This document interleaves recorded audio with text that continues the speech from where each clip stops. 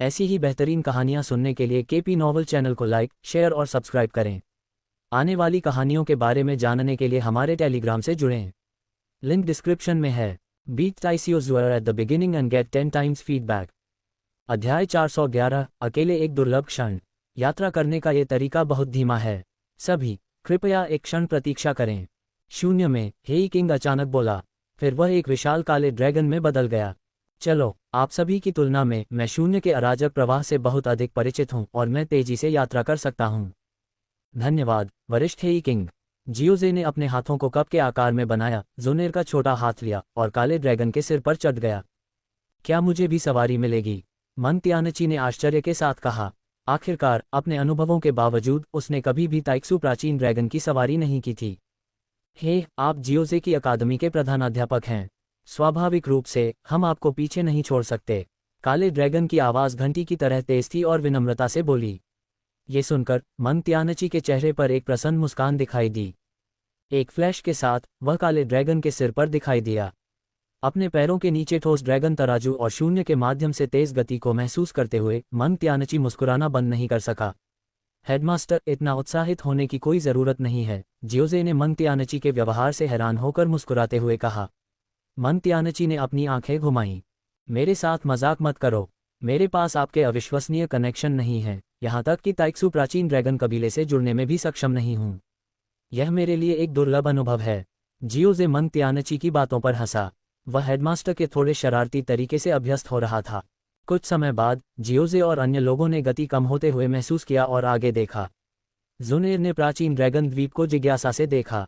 हालांकि यह आत्मनिर्भर प्राचीन क्षेत्र जितना विशाल नहीं था, फिर भी शून्य में इतना बड़ा द्वीप होना प्रभावशाली था। मन त्यानची को भी ऐसा ही लगा। हालांकि वह प्राचीन कुलों के बीच अच्छी तरह से यात्रा कर चुका था, लेकिन यह उसका ताइक्सू प्राचीन ड्रैगन कुल के क्षेत्र में पहला मौका था। ताइक्सू प्राचीन ड्रैगन कुल के पास निश्चित रूप से प्रभावशाली साधन है, मन त्यानची ने खुद से सोचा। काला ड्रैगन चांदी की बाधा में प्रवेश कर गया और फिर वापस एक मजबूत आदमी में बदल गया। सभी कृपया मेरे पीछे आओ। हेई किंग के नेतृत्व में वे जल्द ही उस भव्य हॉल में पहुंच गए जहां जियाओजे ने पहले गोलियां परिष्कृत की थीं। एल्डर जूली पहले से ही वहां थे और जियाओजे और अन्य लोगों को वापस आते देखकर वह मुस्कुराए। कुछ विनम्र आदान प्रदान के बाद जियाओजे ने अचानक पूछा, एल्डर जूली, क्या उन्होंने अभी तक अपनी साधना पूरी नहीं की है? हालांकि वह ज़ुनेर के लिटिल डॉक्टर इमोर्टल और मेडुसा से मिलने के बारे में थोड़ा चिंतित था, लेकिन देरी करना कोई समाधान नहीं था। इसलिए उसने सीधे तौर पर इसे संबोधित करने का फैसला किया। ये सही है, जब से वे अपने प्रशिक्षण मैदान में प्रवेश कर रहे हैं, वे बाहर नहीं आए हैं। उन्हें कुछ सफलताएं मिलनी चाहिए, एल्डर जूली ने ईमानदारी से कहा। जियोजे की वजह से एल्डर जूली ने उनमें से प्रत्येक के लिए सबसे उपयुक्त प्रशिक्षण मैदान की व्यवस्था करने में बहुत सावधानी बरती। उस स्थिति में हम थोड़ा और इंतजार कर सकते हैं। रॉक डायमंड हंट 1.5 महीने में शुरू होता है और प्रवेश द्वार सेंट्रल प्लेन्स के दक्षिणी क्षेत्र में है। हमारे पास वहां पहुंचने के लिए बहुत समय है, ज़ुनेर ने मुस्कुराते हुए कहा। जियोजे ने एक पल के लिए सोचा। चूंकि अब कुछ नहीं किया जा सकता था, इसलिए उसने प्रवाह के साथ जाने का फैसला किया। अगले कुछ दिनों तक जियोजे ने सुनहरे पेड़ के माध्यम से उनसे संपर्क नहीं किया।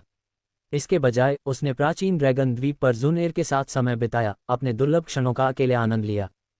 प्राचीन ड्रैगन द्वीप की एक ऊंची पर्वत चोटी पर जियोजे घास पर लेटा था। घास और मिट्टी की मिश्रित गंध उसके नथुने भर रही थी। ज़ुनेर उसकी बाहों में आधा लेटा था। भाई जियोजे, जब से मैं प्राचीन कबीले में लौटा हूँ, हमारे पास एक साथ ऐसा समय नहीं था। चिंता मत करो, भविष्य में हमारे पास एक साथ रहने के बहुत सारे मौके होंगे। जियाओजे ने अपना हाथ उठाया और ज़ुनेर के मुलायम बालों को सहलाया। भाई जियाओजे, मुझे तुम पर विश्वास है। ज़ुनेर ने अपना सिर नीचे किया, जियाओजे के स्पर्श का आनंद लिया। ज़ुनेर, जब मैं डूसेंट स्तर पर पहुंच जाऊंगी तो मैं प्राचीन क्षेत्र में जाऊंगी और घोषणा करूंगी कि मैं तुम्हारे साथ रहने के योग्य हूं। ज़ुनेर की आंखों में भावनाओं की लहर दिखाई दी और उसने जियाओजे की छाती पर अपना गाल टिकाते हुए उसकी तेज दिल की धड़कन को सुनते हुए मुस्कुराए। भाई जियाओजे, आपको मुझसे कुछ भी वादा करने की ज़रूरत नहीं है। मुझे हमेशा आप पर विश्वास है। आपकी प्रतिभा के साथ डूसेंट तक पहुंचना आपकी सीमा नहीं होगी। मुझे विश्वास है कि आप एक डूसेंट के मार्ग पर बहुत आगे जाएंगे। शायद आप 9 सितारा डूसेंट स्तर तक भी पहुंच जाएं। ज़ुनेर ने दृढ़ स्वर में कहा। हालांकि जियाओजे पर अपने भरोसे के बावजूद उसने ये दावा करने की हिम्मत नहीं की कि वह डू सम्राट स्तर तक पहुंच सकता है। ऐतिहासिक रूप से कई प्रतिभाशाली लोग डू संत का मार्ग पूरा करने में विफल रहे, डू सम्राट बनना तो दूर की बात है। वर्तमान युग में डू सम्राट बनना लगभग असंभव था। जुनेर, शायद डू संत मेरी सीमा नहीं है, जियाओजे ने अचानक कहा। उसकी आवाज़ आत्मविश्वास से भरी हुई थी, जिसने जुनेर को आश्चर्यचकित कर दिया। जियाओजे ने ऊपर चांदी की बाधा को देखा, उसकी आंखें दृढ़ संकल्प से भरी हुई थीं। शून्य स्थान के परिवर्तन से पहले जियाओजे को डू सम्राट बनने के बारे में संदेह था। डू क्यूई महाद्वीप में सीमित स्रोत ऊर्जा थी, प्राचीन सम्राट की गुफा में केवल 2 ही ज्ञात थे। हालांकि उसके पास सम्राट की मूल लौ थी, लेकिन प्राचीन सम्राट की विरासत को विरासत में पाना गारंटी नहीं थी। उसने हुनत्यांडी के खिलाफ भ्रूण सम्राट की गोली के लिए प्रतिस्पर्धा करने की योजना बनाई थी। लेकिन शून्य स्थान एक विकसित दुनिया है, ये जानने के बाद जियाओजे को कोई संदेह नहीं था। पूरी तरह से विकसित शून्य स्थान से प्रचुर स्रोत ऊर्जा के साथ डू सम्राट बनना निश्चित था। जियाओजे के अटूट आत्मविश्वास को महसूस करते हुए जुनेर अचानक शांत हो गया। प्राचीन कबीले में वापस आने के बाद से वह कड़ी मेहनत कर रही थी। वह नहीं चाहती थी कि जियाओजे कबीले के दबाव का अकेले सामना करे। लेकिन अब जियाओजे की बातें सुनकर उसे सहजता महसूस हुई। भाई जियाओजे, एक बार जब मैं डू सेंट तक पहुंच जाऊंगी तो परिषद मुझे बांध नहीं पाएगी। फिर मैं हमेशा तुम्हारे साथ रह सकती हूँ। हाँ, तुम जल्दी करो। मुझे लगता है कि मैं डू जून की चोटी तक पहुंचने के करीब हूँ। जियाओजे हंसा और जुनेर ने उसकी छिपी आभा को महसूस करते हुए एक नर्म एम के साथ उत्तर दिया। जब वे धीरे धीरे बात कर रहे थे, दूर एक पर्वत शिखर पर एक सफ़ेद आकृति खड़ी थी और देख रही थी। लिटिल डॉक्टर इम्मोर्टल ने जियाओजे और जुनेर को देखा। उसके होठों पर एक कड़वी मुस्कान थी। जुनेर। अध्याय 412, विशाल पत्थर के बंजर भूमि की ओर बढ़ना। शिखर पर जियाओजे ने कुछ महसूस किया और दूर एक पहाड़ की ओर देखा। क्या हुआ, भाई जियाओजे? जुनेर ने पूछा। उन्हें जल्द ही अपना प्रशिक्षण पूरा कर लेना चाहिए, जियोजी ने उत्तर दिया। ये सुनकर जुनेर जल्दी से उठ खड़ा हुआ और दूर की ओर देखने लगा। एक सफ़ेद पोशाक में एक आकृति बिजली की तरह उनकी ओर उड़ रही थी। जुनेर, बहुत दिनों से नहीं मिले, लिटिल डॉक्टर इम्मोर्टल ने एक ईमानदार मुस्कान के साथ कहा। लड़कियों में लिटिल डॉक्टर इम्मोर्टल सबसे पहले जुनेर से मिली। उसे फिर से देखकर वह वास्तव में खुश हो गई। लिटिल डॉक्टर इम्मोर्टल, भाई जियाओजी के साथ रहने और इस दौरान उनकी मदद करने के लिए धन्यवाद, जुनेर ने लिटिल डॉक्टर इम्मोर्टल का कोमल हाथ पकड़ते हुए एक सौम्य मुस्कान के साथ कहा। जियाओजी को इस बात की चिंता थी कि वे कैसे साथ रहेंगे, लेकिन उन्हें इतने सामंजस्यपूर्ण ढंग से बातचीत करते देखकर उसे राहत महसूस हुई। वैसे लिटिल डॉक्टर इम्मोर्टल, क्या बाकी लोगों ने अपना प्रशिक्षण पूरा कर लिया है? जियाओजी ने पूछा। उन्हें जल्द ही अपना प्रशिक्षण पूरा कर लेना चाहिए। हम एक समय पर सहमत हुए हैं, लिटिल डॉक्टर इम्मोर्टल ने उत्तर दिया। जैसे ही उसने बोलना समाप्त किया, 2 प्रकाश की धारियां, एक नीली और एक 7 रंग की, प्रकट हुईं और शिखर की ओर बढ़ीं। बिल्कुल सही समय है। अब जब आप सभी यहाँ हैं तो मुझे आपसे कुछ चर्चा करनी है, जियोजी ने सभी का ध्यान आकर्षित करते हुए कहा। जुनेर हमें स्टोन कबीले के रॉक डायमंड हंट में भाग लेने के लिए आमंत्रित करने आया था, जियोजी ने रॉक डायमंड हंट के विवरण को साझा करने के लिए अपनी आत्माशक्ति का उपयोग करते हुए समझाया। लिटिल डॉक्टर इम्मोर्टल, मेडुसा और किंगलिन क्षण भर के लिए आश्चर्यचकित हो गए। जानकारी को संसाधित करने के बाद उन्होंने जुनेर की ओर देखा, जो शांत थी। उन्होंने सहमति में सिर हिलाया। हमारी वर्तमान शक्ति पर्याप्त होनी चाहिए। रॉक डायमंड हंट जैसा अवसर चूकना बहुत अच्छा है, उन्होंने निष्कर्ष निकाला। बढ़िया, चलो तैयार हो जाओ और बाहर निकलो, जियोजी ने कहा। उसने जुनेर का हाथ पकड़ा और हॉल की ओर उड़ गया जहां एल्दजूली विदाई देने की तैयारी कर रहे थे। जियोजी के हाथ की गर्माहट को महसूस करते हुए जुनेर ने अंदर ही अंदर आह भरी।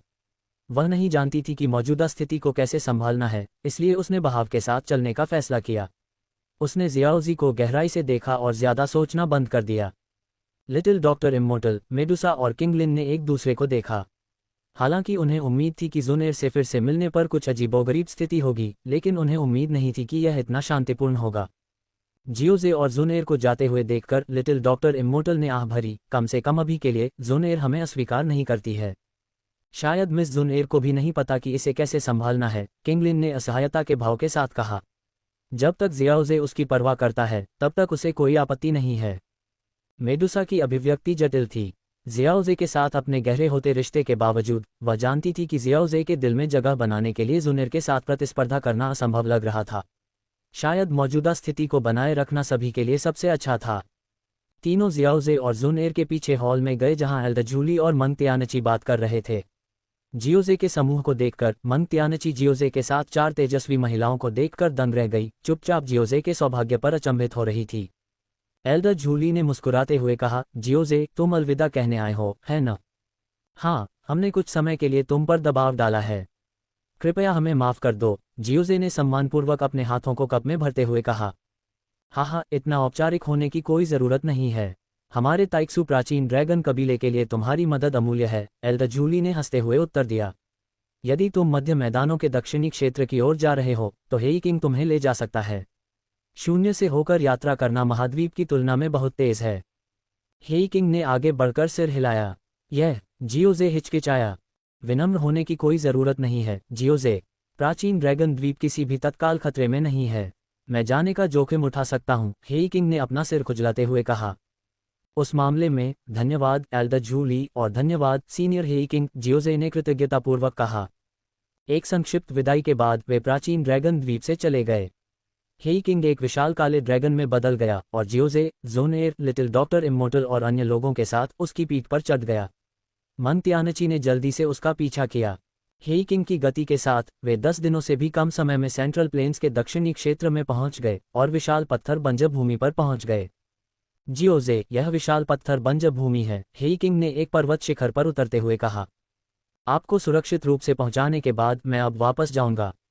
चूंकि स्टोन कबीले ने ताइक्सू प्राचीन ड्रैगन कबीले को आमंत्रित नहीं किया, इसलिए मैं कोई दबाव नहीं डालूंगा, हेई किंग ने शून्य में लौटने से पहले अपने ड्रैगन पंजे को लहराते हुए कहा। वरिष्ठ हेई किंग काफी सीधे साधे हैं, जोनेर ने टिप्पणी की, जिससे दूसरों ने सहमति जताते हुए सिर हिलाया। जियाओजी ने विशाल स्टोन वेस्टलैंड पर नजर डाली, जो विशाल उजाड़ मैदान था जो ऊंची ऊंची चट्टानों से भरा हुआ था। पत्थरों पर एकत्रित अपार ऊर्जा ने छायाओं की एक रहस्यमयी सरणी बनाई। कुछ चट्टानें पहाड़ों की तरह आकाश को चीरती हुई दिख रही थीं, जिससे लड़कियां महाद्वीप की विशालता पर आश्चर्यचकित हो रही थीं। मंत्यानची, शून्य से एक आवाज आई। मंत्यानची ने उस बुजुर्ग व्यक्ति की ओर गंभीरता से देखा जो दिखाई दिया। इस बार आपको संरक्षक बनने की उम्मीद नहीं थी। बूढ़ा आदमी, उसकी दाढ़ी और बाल सफ़ेद थे, यहाँ तक कि उसकी भौहें भी सफ़ेद थीं। उसकी गहरी आंखें स्पष्ट थीं और उनमें एक रहस्यमयी खिंचाव था। यह एल्डर टोंगक्सुआन था, जिसका उल्लेख संरक्षक जोनेर ने किया था। अध्याय 413, पत्थर का क्षेत्र। एल्डर टोंगक्सुआन की निगाहें समूह पर घूम गईं। उनकी आमतौर पर शांत रहने वाली आंखों में आश्चर्य की झलक दिख रही थी, क्योंकि उन्होंने लिटिल डॉक्टर इम्मोर्टल और अन्य लोगों का आकलन किया था। एल्डर टोंगक्सुआन जैसे अनुभवी व्यक्ति के लिए भी जियोजे के साथियों को देखना आश्चर्यजनक था। उन्होंने आपदा विष शरीर की खतरनाक आभा, दुर्लभ 3 फूल वाले हरे सांप के शिष्य, प्राचीन 7 रंग वाले स्वर्ग निगलने वाले अजगर और यहाँ तक कि जियोजे को भी पहचाना, जिसकी गहराई को वह ठीक से नहीं समझ पाए थे।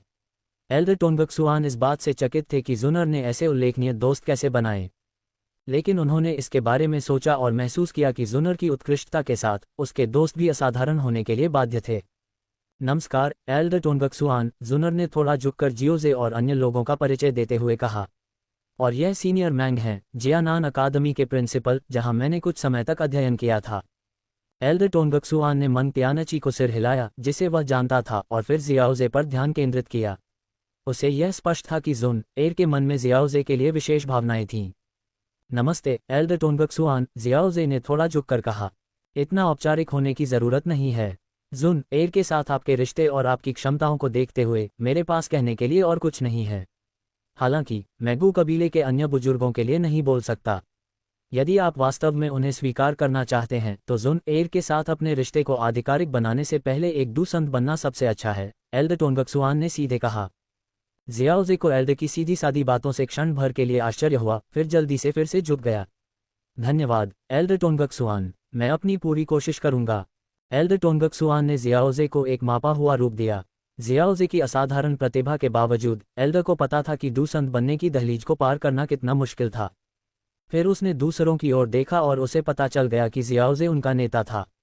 हालांकि ये युवा पीढ़ी के मामले थे और उसने हस्तक्षेप न करने का फैसला किया। चलो चलते हैं, मैं तुम्हें पत्थर के दायरे में ले जाऊंगा, एल्डर टोंगक्सुआन ने अपनी आस्तीन लहराते हुए कहा और उन्हें विशाल पत्थर के बंजर भूमि में ले गया। सभी ने उसका अनुसरण किया। जियाओजे ने एल्डर टोंगक्सुआन की मध्य अवस्था दूसंत शक्ति को देखा, जो कहीं 4 से 6 सितारों के बीच थी। गू कबीले का जुनर के प्रति समर्पण ऐसे शक्तिशाली रक्षक को भेजने में स्पष्ट था। सावधान रहो, ये बंजर भूमि एक प्राकृतिक अवरोध है। पत्थर के कबीले के पूर्वजों ने यहाँ एक सरणी बनाने में काफी प्रयास किया, यहाँ तक कि एक दूसंत भी इसे तोड़ने के लिए संघर्ष करेगा, एल्डर टोंगक्सुआन ने आगे बढ़ते हुए समझाया।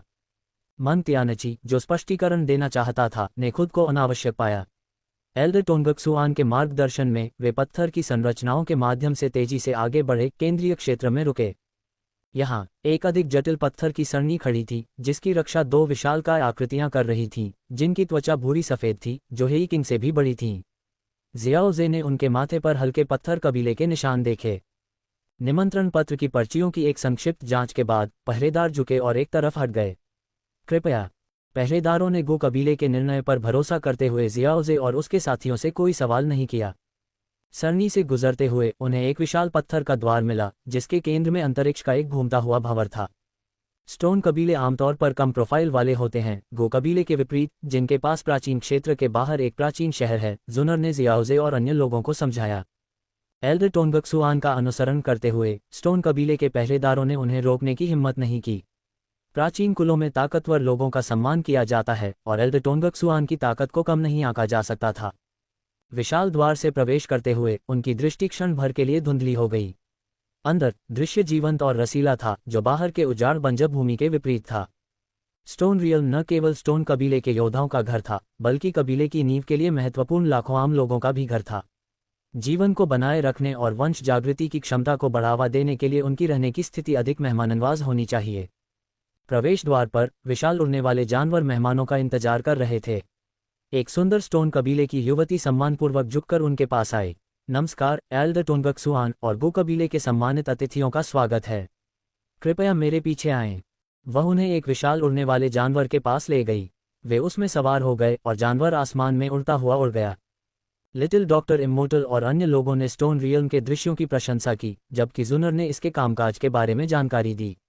उन्होंने ध्यान से सुना, ये समझते हुए कि प्राचीन कुलों के बारे में उनका ज्ञान सीमित था और अक्सर जियाओजी के स्पष्टीकरण के माध्यम से आता था। जियाओजी ने पिलटॉवर की लाइब्रेरी में प्राचीन कुलों के बारे में भी पढ़ा था। पिलटॉवर के ऊपरी हिस्से के लोग प्राचीन कुलों से पूरी तरह अनभिज्ञ नहीं थे, उनके पास उनसे बातचीत करने के लिए पर्याप्त स्थिति थी। नियमित बातचीत के कारण याओ कबीले जैसे सहकारी कुलों के बारे में जानकारी अधिक प्रचुर थी। आधे घंटे की उड़ान के बाद वे ऊर्जा से भरे एक पहाड़ के पास पहुंचे। पहाड़ के ऊपर महलों के समूह थे, जिनसे शक्तिशाली और छिपी हुई आभा निकल रही थी। अध्याय 414 दिव्य रक्तरेखा। बड़ा उड़ने वाला जानवर धीरे धीरे उतरा, जिससे समूह को पहाड़ पर महलों को करीब से देखने का मौका मिला। ये महल एक अनोखे प्रकार के पत्थर से बने थे, जो एक प्राचीन और आदिम आभा बिखेर रहे थे। महल के भीतर कई आकृतियां खड़ी थीं, जो शक्तिशाली या सूक्ष्म ऊर्जाएं बिखेर रही थीं। जियाओजी के समूह के आगमन ने भव्य हॉल में सभी का ध्यान आकर्षित किया। जब उन्होंने गो कबीले के प्रतीक को देखा तो उनकी निगाहें गंभीर हो गईं।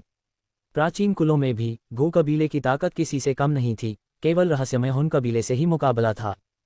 हाँ, मुझे उम्मीद नहीं थी कि भाई टोंगक्सुआन व्यक्तिगत रूप से यहाँ टीम का नेतृत्व करेंगे, भूरे सफेद रंग की त्वचा वाले एक बूढ़े व्यक्ति ने कहा, जो अचानक प्रकट हुआ।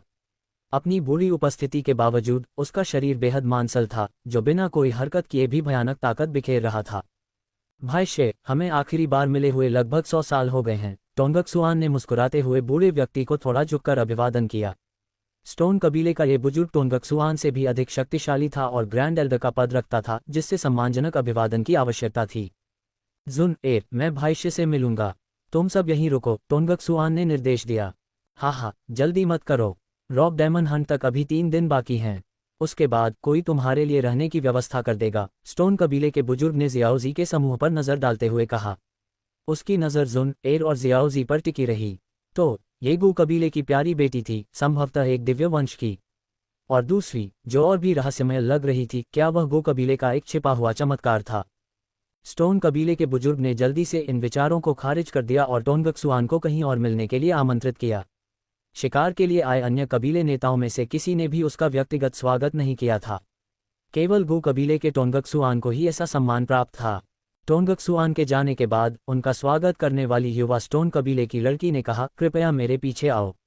चूंकि गो कबीला 2 समूहों में आ रहा है, क्या तुम पहले समूह के निवास में शामिल होना चाहोगे? जुन एर ने थोड़ा सा मुंह सिकोड़ा।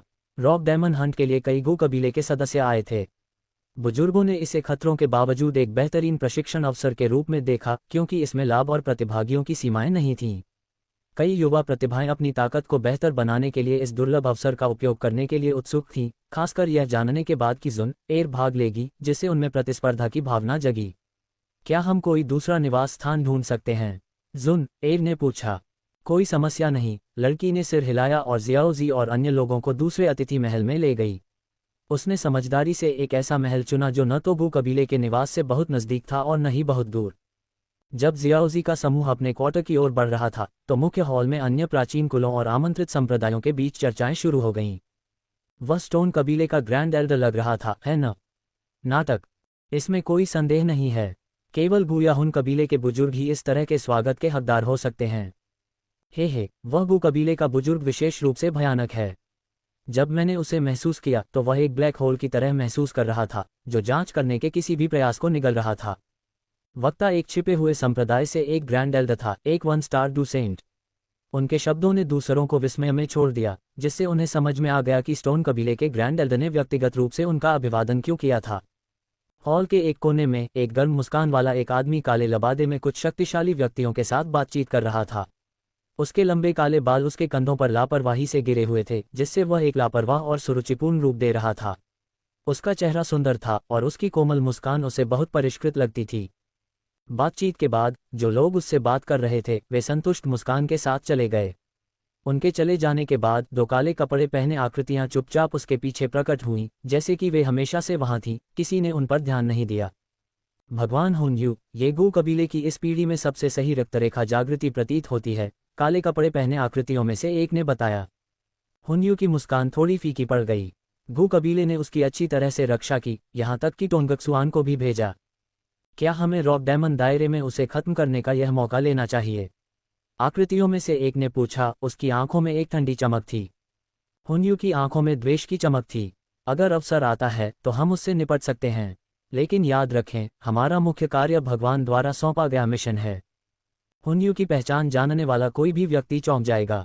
हुन कबीले के एक उच्च सम्मानित सदस्य के रूप में एक दिव्य रक्तरेखा रखने वाले हुनयू अगले कबीले के नेता बनने के सबसे संभावित उम्मीदवारों में से एक थे। भगवान का उल्लेख करते समय उनका सम्मान उनके मिशन के महत्व के बारे में बहुत कुछ बताता है। 2 काले कपड़े पहने आकृतियों ने सिर हिलाया, समझ गया।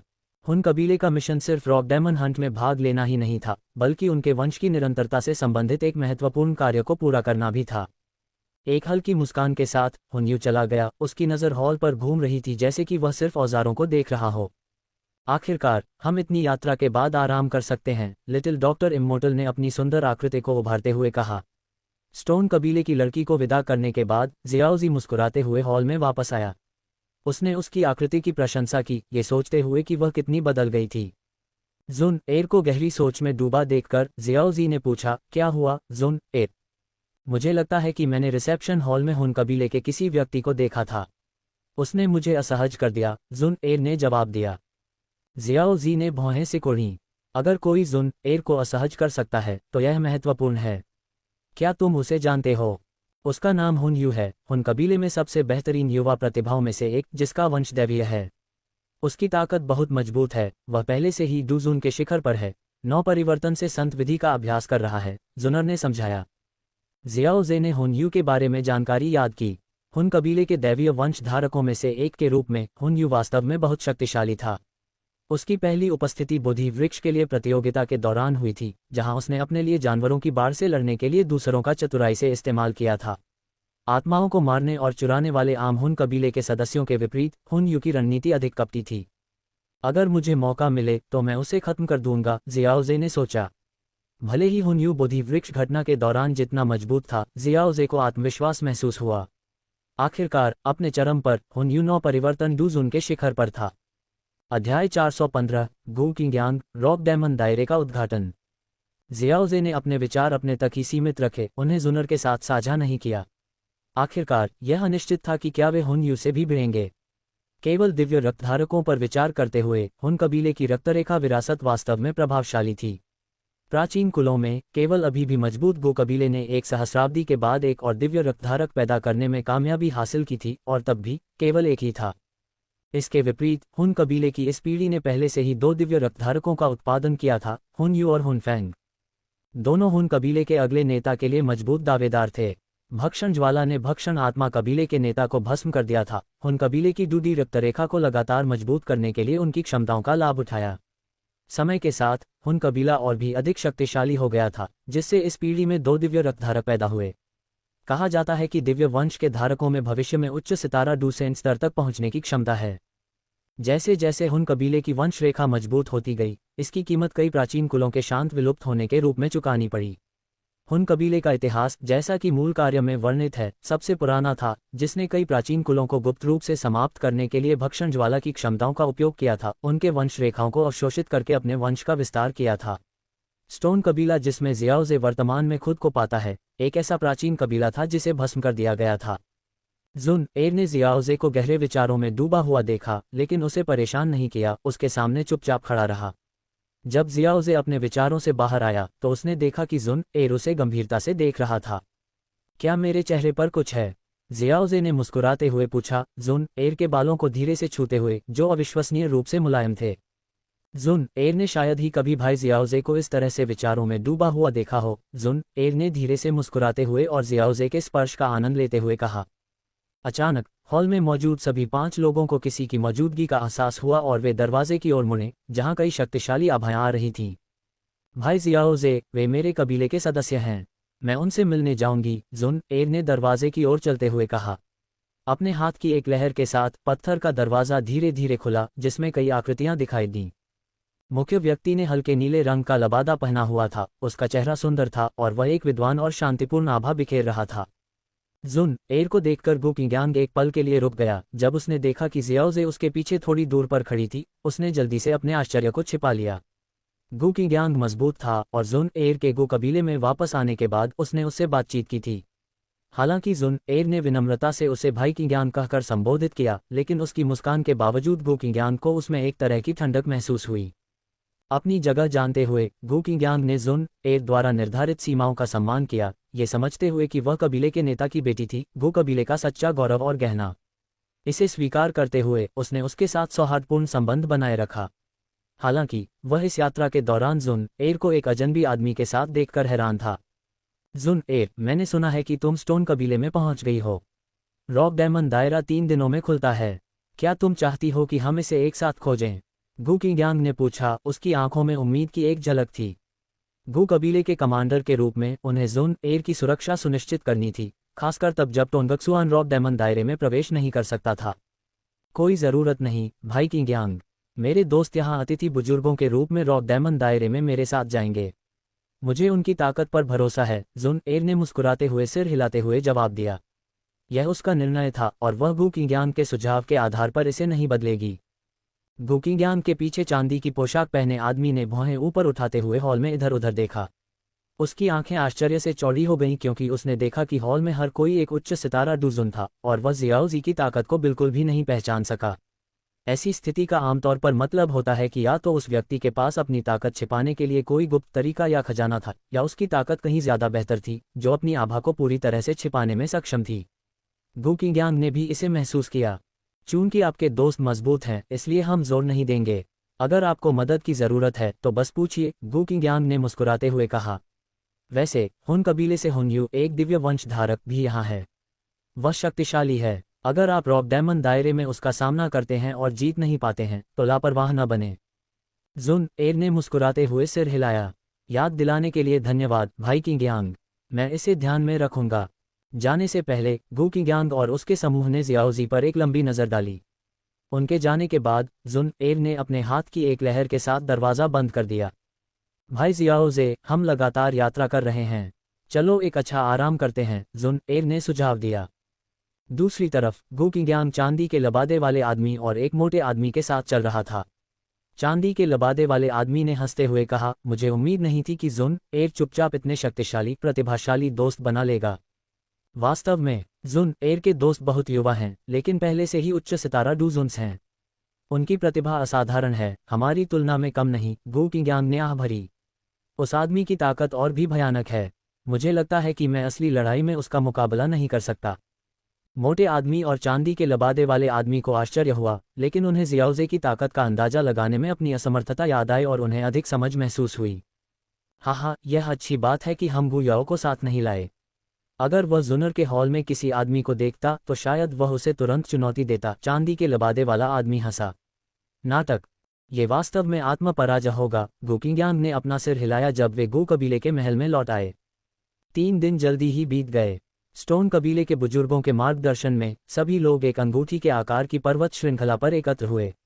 जियाओजे ने देखा कि विशाल अंगूठी के आकार की पर्वत श्रृंखला कई मुहर के निशानों से भरी हुई थी। पर्वत श्रृंखला के अंदर अनगिनत ऊंचे पत्थर के खंभे खड़े थे, जिनमें से कुछ गंभीर रूप से क्षतिग्रस्त थे, जिससे एक गहरा लाल कोर दिखाई दे रहा था। जैसे ही जियाओजे ने पत्थर के खंभों को देखा, हवा में एक अजीबोगरीब पत्थर की झनकार गूंज उठी।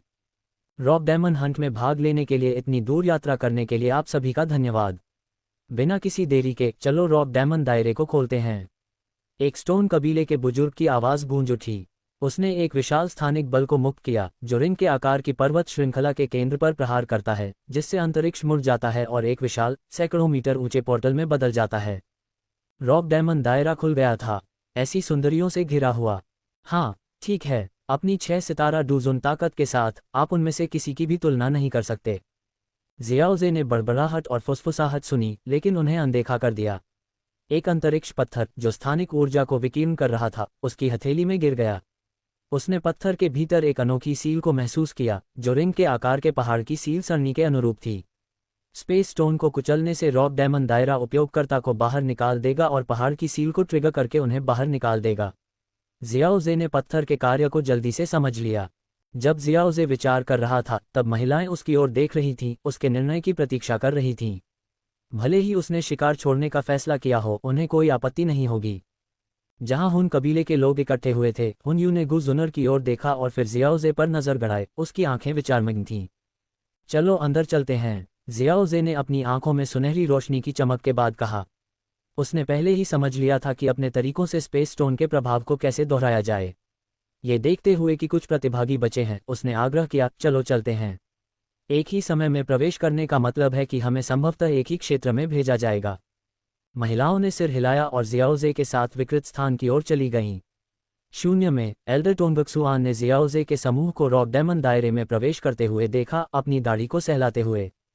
किसने सोचा होगा कि जियाओ कबीला अपने परित्यक्त डूडी वंश के साथ ऐसे प्रतिभाशाली व्यक्ति को जन्म दे सकता है। जियाओजे की प्रतिभा के साथ वह डूशेंग तक पहुंच सकता है और जियाओ कबीले को फिर से समृद्धि की ओर ले जा सकता है। अगर जियाओ जुवान को ऐसे प्रतिभाशाली वंशज के बारे में पता होता तो वह चकित हो जाता।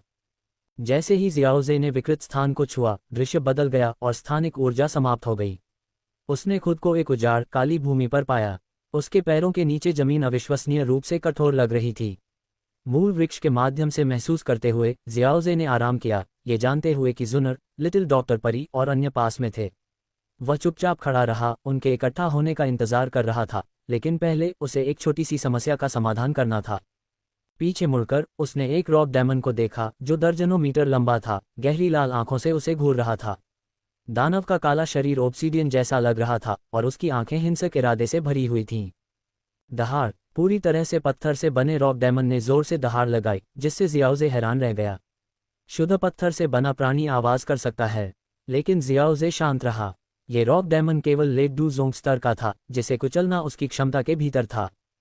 रॉक डायमंड उनकी शक्ति में विशाल अंतर से विचलित हुए बिना एक विशाल पत्थर के खंभे को बुलाते हुए एक हास्यास्पद मुद्रा में अपने हाथ उठाए।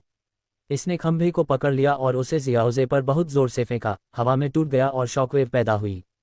जियाओजे ने अपनी उंगली हिलाई, जिससे विशाल सागर डूक्यूई का एक धागा खंभे को इंच इंच करके चकनाचूर कर दिया। डूक्यूई ने रॉक डायमंड के सिर को धूल में मिलाते हुए जारी रखा। सिरहीन शरीर ढह गया, जिससे जमीन हिल गई। जैसे ही रॉक डायमंड टूटा, जियाओजे की आंखें चमक उठीं। एक काला क्रिस्टल लाल रंग से रंगा हुआ उसके हाथ में उड़ गया। तो ये रॉक डायमंड कोर है, जिसे अर्थ हॉट एसेंस मिल्क जितना ही प्रभावी कहा जाता है। अध्याय 417 लिंक टैलेंट। जियाओजे ने रॉक डायमंड कोर में निहित ऊर्जा को महसूस किया, क्योंकि एक सुनहरे पेड़ की जड़ ने उसे छेद दिया, जिससे सारी ऊर्जा अवशोषित हो गई। हालांकि कोर की ऊर्जा को अवशोषित करने के बाद जियाओजे ने थोड़ा सा मुंह बनाया, क्योंकि इसका उस पर लगभग कोई प्रभाव नहीं पड़ा। ऊर्जा उसके शरीर को बेहतर बनाने के लिए पर्याप्त नहीं थी, जो पहले से ही बहुत उच्च स्तर पर पहुंच चुकी थी। मेरा शरीर ऐसे स्तर पर पहुंच गया है कि डूजुन स्तर के रॉक डायमंड भी इसे और नहीं बढ़ा सकते। केवल शीर्ष स्तरीय रॉक डायमंड कोर ही मदद कर सकते हैं, जियाओजे ने सोचा। रॉक डायमंड कोर की सीमित उपयोगिता की पुष्टि करते हुए उसने फैसला किया कि उन्हें जुनर और अन्य लोगों के लिए इकट्ठा करना अधिक सार्थक था। भाई जियाओजे, ऐसा लगता है कि आप पहले ही रॉक डायमंड का सामना कर चुके हैं, जुनर ने कहा, क्योंकि वह सबसे पहले पहुंची। उसकी आंखों में सुनहरी लपटें चमक रही थीं। हालांकि जुनर जियाओजे की धारणा में सबसे दूर थी, लेकिन वह सबसे पहले पहुंची। ये दर्शाता है कि समूह में उसकी शारीरिक तकनीक सबसे अच्छी थी। जियोजे ने अपने हाथों को थपथपाया, रॉक डायमंड कोर के पाउडर को फैलाते हुए। जैसा कि अपेक्षित था, रॉक डायमंड कोर मुझे महत्वपूर्ण रूप से नहीं बढ़ाता है। भाई जियोजे, आपकी काया शायद अब जियान से ज्यादा मजबूत है, जुन एर ने टिप्पणी की, ये समझते हुए कि किसी की शारीरिक शक्ति को इतने उच्च स्तर तक बढ़ाना कितना मुश्किल था। इस अवसर का फायदा उठाते हुए जियोजे ने जुन एर को प्राचीन ड्रैगन रक्त की एक शीशी थमा दी। ये ताइक्सू प्राचीन ड्रैगन कबीले का विरासत में मिला रक्तसार है। तुम इन वर्षों में मेरे साथ ज्यादा नहीं रहे हो, इसलिए लिटिल डॉक्टर फेरी और मेडुसा के पास जो है वह तुम्हें भी मिलना चाहिए। शुन एर ने शुरू में इसे स्वीकार करने में संकोच किया, लेकिन जियोजे के तर्क को सुनने के बाद उसने जेड की बोतल ले ली। भाई जियोजे, इस मामले में तुम बिल्कुल निष्पक्ष हो, जुन एर ने कहा, जो उसने जितना कहा था उससे कहीं ज्यादा था। जियाओजे ने हल्के से खांसी, उस विषय पर ज्यादा बात न करने का विकल्प चुना। जुन एर को प्राचीन ड्रैगन रक्त स्वीकार करते देखकर उसे राहत महसूस हुई। हालांकि ड्रैगन का खून उसकी काया को बढ़ा सकता था, लेकिन जुन एर के 10 गुना फीडबैक से उसे जो लाभ मिला वह और भी ज्यादा था। चूंकि वह 9 मोड़ वाले डूजुन के शिखर पर पहुंचने के करीब था, डूशेंग से एक कदम दूर संचित 10 गुना फीडबैक सफलता के लिए महत्वपूर्ण था। जब वे बातचीत कर रहे थे, लिटिल डॉक्टर फेरी, मेडुसा और किंगलिन वहां पहुंचे। रॉक डायमंड की लाश देखकर वे आश्चर्यचकित नहीं हुए। ये दर्शाता है कि उन्होंने अपने रास्ते में रॉक डायमंड का भी सामना किया था। रॉक डायमंड क्षेत्र बहुत बड़ा है। हम संभवतः बाहरी इलाके में हैं, जहां रॉक डायमंड विरल हैं और आमतौर पर अकेले होते हैं। जैसे जैसे हम केंद्र की ओर बढ़ेंगे, उनकी संख्या बढ़ती जाएगी और एक अद्वितीय नस्लीय प्रतिभा के कारण उनसे निपटना कठिन होता जाएगा, जुनर ने समझाया। उनकी लिंक प्रतिभा इस काली मिट्टी पर खड़े रॉक डायमंड को एक दूसरे से जुड़ने की अनुमति देती है, जिससे उनकी ताकत में काफी वृद्धि होती है, उसने कहा। जियोजे ने लिंक प्रतिभा में रुचि दिखाई, जबकि लिटिल डॉक्टर फेरी और मेडुसा अधिक चिंतित दिखे। क्या ये काली मिट्टी प्राकृतिक रूप से नहीं बनी है? जुनर के विवरण में विचित्रता को देखते हुए जियोजे ने पूछा। सही है, रॉक डेमन्स की ऊर्जा मिट्टी को दूषित कर देती है, जिससे यह अन्य जीवन रूपों के लिए रहने योग्य नहीं रह जाती। यही कारण है कि उन्हें रॉक डेमन्स कहा जाता है, क्योंकि वे राक्षसों की तरह भूमि को दूषित और हावी करने की क्षमता रखते हैं, जुनर ने समझाया। सभी ने समझ में सिर हिलाया। रॉक डेमन्स की लिंक प्रतिभा और भ्रष्टाचार क्षमता ने उन्हें दुर्जय बना दिया। शायद इन क्षमताओं के कारण रॉक डेमन्स की बुद्धि कम है। अगर उनके पास अपनी क्षमताओं के साथ साथ मानव जैसी बुद्धि होती, तो वे बहुत पहले ही रॉक डेमन्स दायरे से बाहर निकल गए होते, जुनर ने आगे कहा। समूह ने रॉक डेमन्स की क्षमताओं के निहितार्थों को समझते हुए सहमति व्यक्त की। जियोजी ने सुझाव दिया कि वे मजबूत रॉक डेमन्स का शिकार करने के लिए दायरे के केंद्र की ओर बढ़ें। ठीक है, वे सहमत हुए। जैसे जैसे वे आगे बढ़े, उन्होंने रॉक डेमन्स की लिंक प्रतिभा को कार्रवाई में देखा, जिससे डूजोंग स्तर के रॉक डेमन्स भी जुड़े होने पर डूजुन स्तर की ताकत प्रदर्शित करते हैं। ये प्रतिभा एक शक्तिशाली संयुक्त युद्ध तकनीक के समान रॉक डेमन्स को दुर्जय बनाती है। समूह एक पर्वत शिखर पर उतरा, जहां से आगे का काला, भयानक परिदृश्य दिखाई दे रहा था। उन्होंने दूर के रॉक डायमंड बस्ती में कई डूजुन स्तर के रॉक डायमंड की उपस्थिति को महसूस किया। यहां से हम केंद्रीय क्षेत्र में प्रवेश कर रहे हैं, जहां रॉक डायमंड न केवल अधिक संख्या में हैं, बल्कि डूजुन स्तर के भी हैं, जुनर ने चेतावनी दी। क्या इसका मतलब है कि मुख्य क्षेत्र में डूशेंग स्तर के रॉक डायमंड हैं? लिटिल डॉक्टर फेरी ने चिंतित होकर पूछा। बिल्कुल नहीं, किसी कारण से रॉक डायमंड का डूशेंग तक पहुंचना बेहद दुर्लभ है।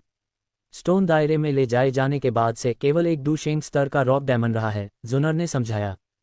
रॉक डायमंड दायरे को तोड़ने के बाद उस रॉक डायमंड ने स्टोन कबीले के साथ एक बड़ी लड़ाई की।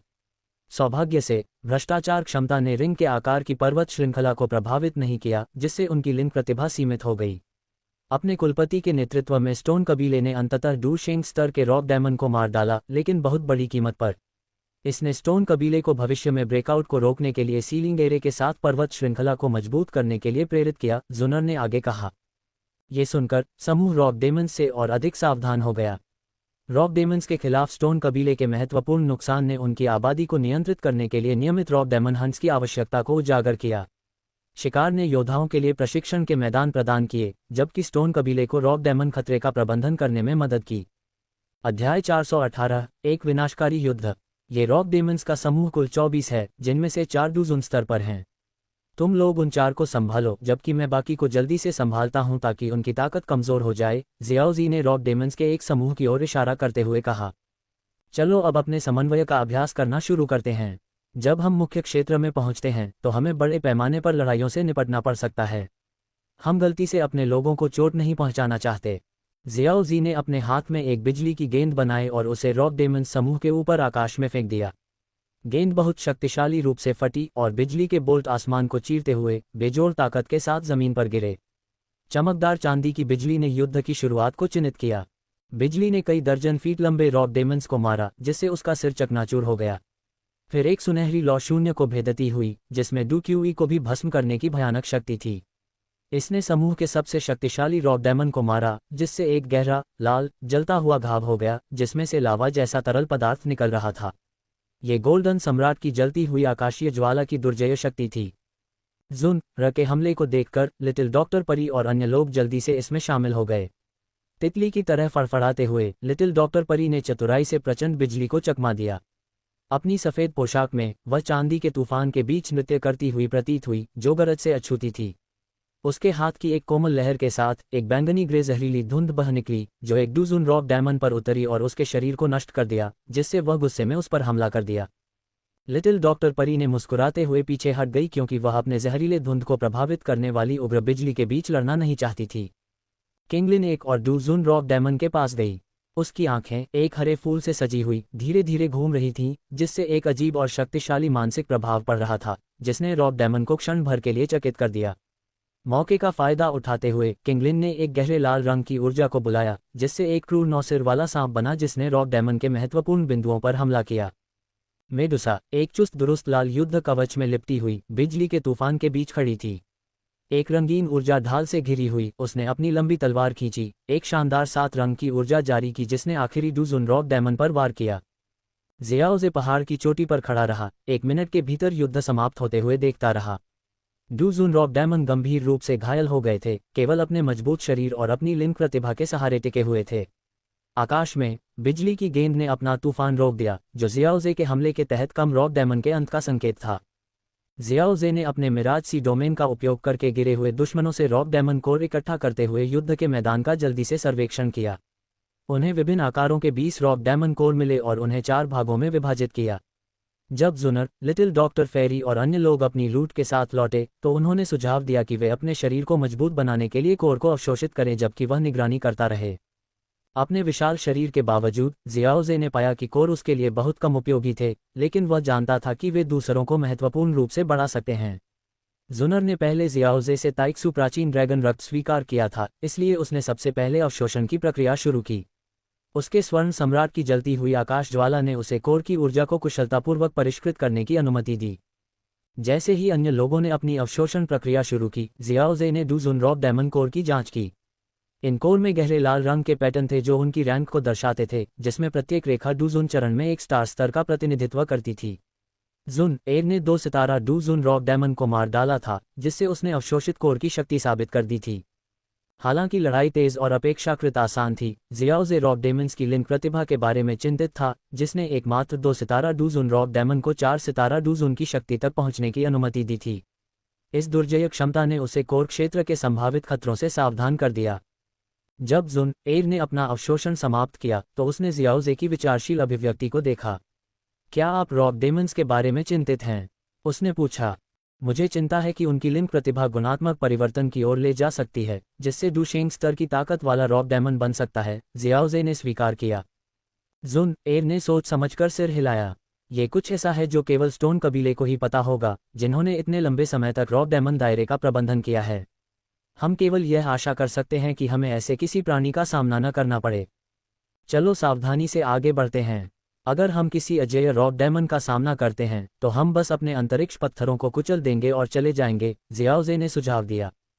सहमत। केंद्रीय क्षेत्र में शिकार करने से भी हमें अपने शरीर को महत्वपूर्ण रूप से बढ़ाने के लिए पर्याप्त रॉक डायमंड कोर मिल जाने चाहिए। अगर हम उच्च स्तरीय कोर प्राप्त करने में कामयाब हो जाते हैं, तो यह और भी बेहतर होगा, जुनर ने मुस्कुराते हुए कहा। जियाओजे ने चुपचाप सोचते हुए सिर हिलाया। भले ही उच्च स्तरीय रॉक डायमंड कोर उसे लाभ पहुंचा सकते हों, लेकिन वह जुनर को प्राथमिकता देगा, ये जानते हुए कि वह अपने अनूठे बंधन के माध्यम से उसे अधिक लाभ वापस लाएगी। अध्याय 419 महान लाभ, पहाड़ से बाघों की लड़ाई देखना। जुनर ने एक 5 सितारा रॉक डायमंड कोर को परिष्कृत किया है। मेजबान को 10 गुना फीडबैक प्राप्त करने के लिए बधाई। रॉक डायमंड दायरे के केंद्र में जियाओजी ने दिखाई देने वाले पैनल प्रॉम्प्ट पर नजर डाली और थोड़ा मुस्कुराया। समूह 1 महीने से अधिक समय से केंद्रीय क्षेत्र में रॉक डायमंड का शिकार कर रहा था, कई छोटे रॉक डायमंड समूहों को खत्म कर रहा था। जुन एयर ने हाल ही में पराजित किए गए मध्यम आकार के क्लस्टर में सबसे मजबूत रॉक डायमंड से एक 5 सितारा रॉक डायमंड कोर को परिष्कृत किया था। जियाओजी ने घाटी को देखा, जो अब उनकी लड़ाई से खंडहर बन गई है। इस रॉक डायमंड क्लस्टर में 57 राक्षस थे, जिनमें से सबसे मजबूत 5 सितारा डूजुन स्तर तक पहुंच गया था। उनकी लिंकिंग प्रतिभा के कारण इस दानव की शक्ति को 7 सितारा शिखर स्तर तक बढ़ा दिया गया था। यहां तक कि जुन एयर को भी इसे संभालना थोड़ा चुनौतीपूर्ण लगा। जियाओजी द्वारा अन्य राक्षसों को मारने और इसकी शक्ति को कमजोर करने के बाद ही वे इसे कुछ ही मिनटों में हराने में सफल हुए।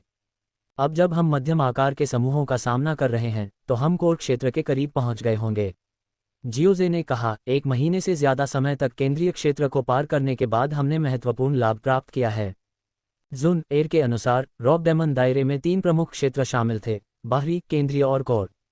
कोर क्षेत्र सबसे बड़ा था, उसके बाद केंद्रीय क्षेत्र था, जबकि बाहरी क्षेत्र सबसे छोटा था। बाहरी क्षेत्र में मुख्य रूप से अकेले रॉक डायमंड थे, जिन्हें कम जगह की जरूरत थी। इसके विपरीत कोर क्षेत्र में हर जगह मध्यम आकार के समूह थे, जिन्हें सहारा देने के लिए विशाल क्षेत्र की जरूरत थी। 1 महीने से ज्यादा समय में जियोजे के समूह का सामना किसी अन्य साहसी से नहीं हुआ। ये दायरे के विशाल आकार के कारण हो सकता है, जिससे साहसी लोगों के लिए मिलना मुश्किल हो जाता है, या शायद साहसी लोगों को रॉक डायमंड समूहों का सामना करना पड़ा जो उनके लिए बहुत शक्तिशाली थे, जिससे उन्हें अपने स्पेस स्टोन तोड़ने और जल्दी से जल्दी निकलने के लिए मजबूर होना पड़ा। जियोजे ने अनुमान लगाया कि दोनों कारण प्रशंसनीय थे। उनके समूह ने अपनी शीर्ष स्तरीय ताकत के साथ समूहों को जल्दी से प्रबंधित किया। अन्य साहसी लोगों के पास संभवतः ऐसी दुर्जय शक्ति नहीं थी और वे जल्दी से बाहर निकल गए होंगे।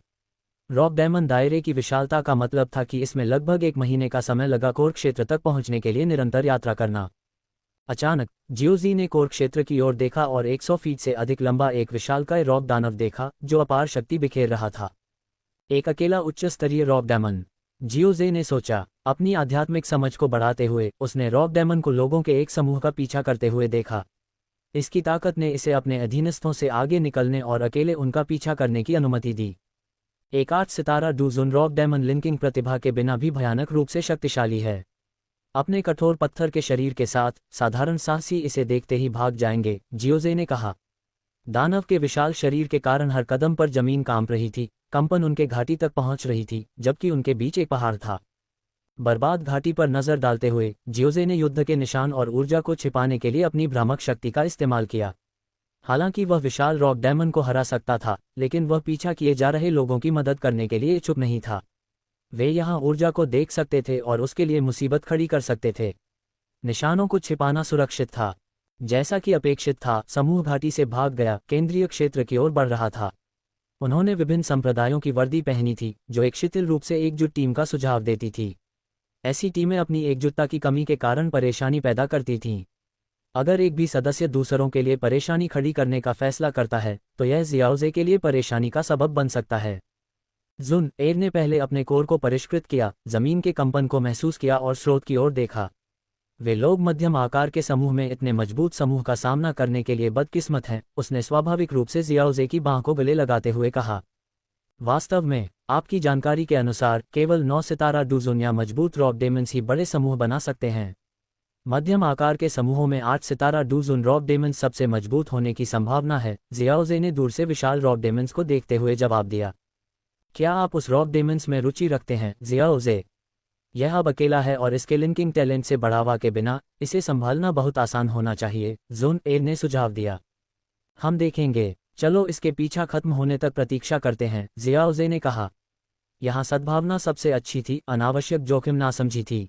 जियोजे ने सुनहरी लौ की एक किरण को संघनित किया, इसे दूर के रॉक डायमंड की ओर एक छोटी, लगभग अदृश्य चिंगारी के रूप में भेजा। इसने दानव को आत्मा की छाप के साथ चिन्हित किया, जिससे उसे इसका पता लगाने में मदद मिली। यदि अवसर आता है तो हम तब इससे निपट लेंगे। अभी के लिए चलो यहाँ से देखते हैं, जियोजे ने कहा, उस विशाल पत्थर के खंभे को देखते हुए जिसे रॉक डायमंड ने भागते हुए साहसी लोगों पर फेंका था। खंभे ने इतनी ताकत से मारा कि इससे जमीन हिल गई और एक बड़े क्षेत्र में दरार पड़ गई। अपने संघर्ष के बावजूद साहसी लोगों ने अनिच्छा से अपने अंतरिक्ष पत्थरों को कुचल दिया और मौत से बचने के लिए चले गए। चलो इस दुर्लभ अवसर को बर्बाद नहीं करते हैं।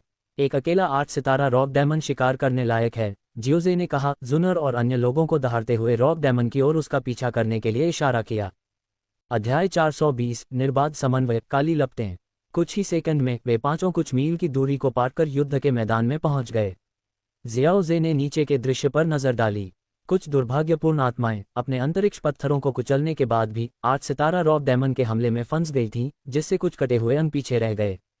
फिर भी 8 सितारा रॉक डेमन के साथ मुठभेड़ में बच जाना मतलब था कि वे काफी भाग्यशाली थे, हालांकि पहले स्थान पर इसका सामना करने के लिए अभी भी बदकिस्मत थे। चलो चलते हैं, जियाओ जे ने कहा, उनके चारों ओर भ्रमपूर्ण छिपाव को दूर करते हुए। 8 सितारा रॉक डेमन आकाश की ओर दहाड़ते हुए तुरंत उनकी उपस्थिति को पकड़ लिया। उसका विशाल पत्थर का हाथ एक हिलते हुए पहाड़ की तरह नीचे झूल गया, जिससे हवा में चीरते हुए एक भेदी ध्वनि बूम पैदा हुआ। किंगलिन की आंखें एक चमकीले हरे रंग की रोशनी से चमक उठी और उसकी पुतलियों में 3 हरे फूल धीरे धीरे घूमने लगे। उसकी अजीबोगरीब और भयानक आध्यात्मिक शक्ति ने सबसे पहले रॉक डेमन के सिर पर वार किया। अचानक हुए मानसिक हमले ने दानव को क्षण भर के लिए स्तब्ध कर दिया, जिससे उसका विशाल हाथ अपने लक्ष्य से चूक गया और जमीन पर जा गिरा, जिससे भूभाग चकनाचूर हो गया और आसपास के पहाड़ हिल गए। रॉक डेमन का शरीर स्वाभाविक रूप से शक्तिशाली था, यहाँ तक कि एकमात्र शारीरिक हमला भी उच्च स्तरीय डू तकनीक की शक्ति का मुकाबला कर सकता था। जैसे ही किंगलिन ने अपने ग्रीन स्नैक थरी फ्लावर प्यूपिल्स का इस्तेमाल किया, जियाओ जियान ने भी सही तालमेल में काम किया और अपने बैंगनी ग्रे पॉइजन ऑफ मिसफॉर्च्यून को छोड़ दिया। विष चुपचाप रॉक डेमन के शरीर से चिपक गया। जियाओ जियान की वर्तमान शक्ति को देखते हुए यहाँ तक कि चोटी के डूजुन्स भी उसके जहर को कम नहीं आंकेंगे। दानव की एक बार अभेद्य पत्थर की त्वचा गलने लगी, जिससे उसकी रक्षा काफी कम हो गई। जियाओ जियान के जहर का असर होते देख मेडुसा और जुनर ने अपने तैयार किए गए हमले शुरू कर दिए। मेडुसा की शानदार 7 रंगों वाली तलवार की आभा बेजोड़ तीक्ष्णता को उजागर करते हुए तिरछे वार करती है। तलवार की आभा हवा में फैल गई, जिससे रॉक डेमन के धड़ पर एक भयानक घाव बन गया। उसके शरीर से बड़े बड़े काले पत्थर टूटकर उल्काओं की तरह जमीन पर गिरे, जिससे गहरे गड्ढे बन गए। मेडुसा ने अपनी आंखें सिकोड़ लीं, इस बात से असंतुष्ट कि वह उसे एक ही वार में नहीं मार सकती। जुनर ने अपने दोनों हाथ जोड़कर एक चमकदार सुनहरी लौ golden emperor burning heaven flame सूरज की तरह चमकती हुई बनाई। एक नाजुक चीख के साथ उसने एक धधकती हुई धार छोड़ी, जिससे उसकी शक्ति चरम सीमा पर पहुंच गई। किसी भी चीज को चीरने में सक्षम धार रॉक डेमन के शरीर से चुपचाप गुजर गई और दूर की एक पर्वत श्रृंखला को 2 भागों में काटती चली गई। रॉक डेमन की उन्मत्त आंखें धीरे धीरे धुंधली हो गईं, क्योंकि एक चमकदार सुनहरी रेखा ने उसके शरीर को 2 भागों में विभाजित कर दिया, जो विशाल पत्थर के टुकड़ों के ढेर में ढह गया। जियाओ जे ने बिना किसी हस्तक्षेप के युद्ध को देखा। वह इस बात से संतुष्ट था कि चारों ने किस तरह से अपने हमलों का समन्वय किया और कुछ ही सेकंड में 8 सितारा रॉक डेमन को मार गिराया। उसने धीरे धीरे अपनी भागीदारी कम कर दी थी, जिससे वे अपने दम पर उच्च स्तरीय विरोधियों को संभाल सकते थे। 8 सितारा दानव पर समन्वित हमला उनकी बढ़ती टीमवर्क का प्रमाण था। जियाओ जे, हमने ये कर दिखाया, जुनर ने मुस्कुराते हुए राहत की सांस लेते हुए कहा। अच्छा किया, आपका समन्वय प्रभावशाली है। जब हम कोर क्षेत्र के मध्यम आकार के रॉक डेमन समूहों तक पहुंचेंगे, तो मैं आप सभी पर भरोसा कर सकता हूं कि आप उन्हें संभाल लेंगे। जियाओ जे ने उनकी प्रशंसा करते हुए कहा, जिससे उनके चेहरों पर मुस्कान आ गई, यहाँ तक कि मेडुसा भी थोड़ा मुस्कुराए। जियाओ जे ने पत्थर के टुकड़ों के बड़े ढेर पर ध्यान केंद्रित किया। उसके भ्रामक समुद्री क्षेत्र ने क्षेत्र को घेर लिया और उसने 8 सितारा रॉक डेमन कोर को पुनः प्राप्त किया। उसने इसकी संक्षिप्त जांच की, फिर समूह को संबोधित किया। मैं इसे अभी के लिए रोक कर रखूंगा, बाद में। उसके समाप्त करने से पहले किंगलिन ने अपना हाथ उठाया। जियाओ जे, इस 8 सितारा रॉक डेमन कोर से आपको भी लाभ होना चाहिए। शायद आपको इसे अवशोषित कर लेना चाहिए। जियाओ जे ने दूसरों की सहमति भरी अभिव्यक्ति देखी। कोई जरूरत नहीं, मैं पहले ही 9 परिवर्तन डू जून के शिखर पर पहुंच चुका हूं। एक 8 सितारा रॉक डेमन कोर मुझे सेमी सेंट स्तर पर नहीं ले जाएगा। बेहतर होगा कि आप में से कोई इसका इस्तेमाल करे। मैं इसे अभी के लिए रखूंगा और देखूंगा कि क्या हम समान रूप से वितरित करने के लिए और 8 सितारा रॉक डेमन का शिकार कर सकते हैं। समूह जियाओ जे की प्रगति से थोड़ा हैरान था, उसके तर्क को समझ गया। उसकी गहन शक्ति ने यह संभव बना दिया कि वह डू जून के शिखर स्तर पर था। अपनी यात्रा के दौरान जियाओ जे के कम हस्तक्षेप ने उन्हें प्रभावी ढंग से लड़ने की अनुमति दी, जो उनके विकास के लिए महत्वपूर्ण था। चलो आगे बढ़ते हैं, हम कोर क्षेत्र में प्रवेश करने वाले हैं। अगर हम भाग्यशाली रहे तो हम रॉक डेमन क्लस्टर को पा सकते हैं, जिसका यह 8 सितारा डेमन था, और इसे खत्म कर सकते हैं, जियाओ जे ने कहा। समूह संभावना पर मुस्कुराया। 8 सितारा रॉक डेमन से निपटने से उसका समूह कमजोर हो गया, जिससे वह एक उपयुक्त लक्ष्य बन गया। इस बीच कोर क्षेत्र के दूसरे हिस्से में हुन्यू खड़ा था। उसकी हथेली में काली लपटें जल रही थीं, जो सब कुछ भस्म करने में सक्षम लग रही थीं। वह मुस्कुराया। उस समूह ने अपना उद्देश्य अच्छी तरह से पूरा किया। बहुत बुरा हुआ कि वे रॉब डेमन को संभाल नहीं पाए, जिससे मुझे कार्रवाई करने के लिए मजबूर होना पड़ा। हुनयू की आकृति टिमटिमाती हुई, एक विशाल रॉब डेमन के सिर पर काली लपटें दबाती हुई। क्रोध से भरे हुए दानव की आंखें काली पड़ने लगीं। नाटक, इसके साथ कार्य पूरा हो गया है। लेकिन बस मामले में, चलो कुछ और संभालते हैं। बहुत बुरा हुआ कि मैंने अपने औजार खो दिए, उसने सोचा, अपने अंधेरे मिशन को जारी रखने के लिए तैयार।